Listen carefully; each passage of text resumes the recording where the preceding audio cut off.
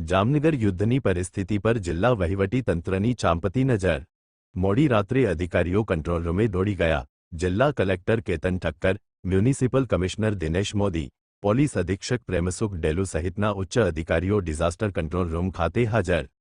ઉચ્ચ અધિકારીઓ હાલની યુદ્ધની પરિસ્થિતિ પર સતત ચાંપતી નજર રાખી રહ્યા છે, તેમજ તેઓ દ્વારા પળેપળની માહિતી મેળવીને પરિસ્થિતિનું આકલન કરવામાં આવી રહ્યું છે।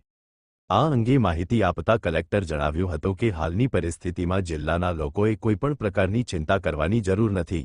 વહીવટી તંત્ર સંપૂર્ણપણે સજ્જ છે અને પરિસ્થિતિને નિયંત્રણમાં રાખવા માટે તમામ જરૂરી પગલાં ભરી રહ્યું છે। સાથે જ તેમણે લોકોને કોઈપણ પ્રકારની ખોટી અફવાઓથી ન ભરમાવા તેમજ તંત્ર દ્વારા અપાતી સત્તાવાર માહિતીને અનુસરવા અનુરોધ કર્યો હતો। Byte Ketan Thakkar, collector, Jamnagar.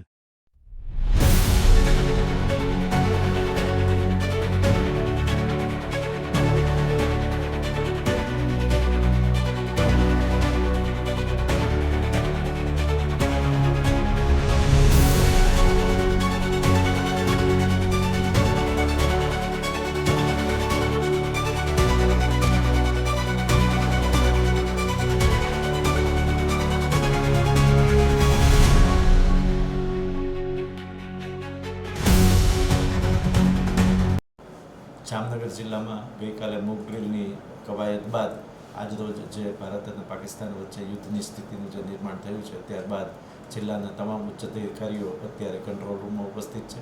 Control રૂમમાંથી સમગ્ર જિલ્લાની તમામ કામગીરીનું નિરીક્ષણ થઈ રહ્યું છે। જામનગર જિલ્લા માટે અત્યારે કોઈ ગંભીરતાની કે કોઈ ચેતવણીની વાત નથી।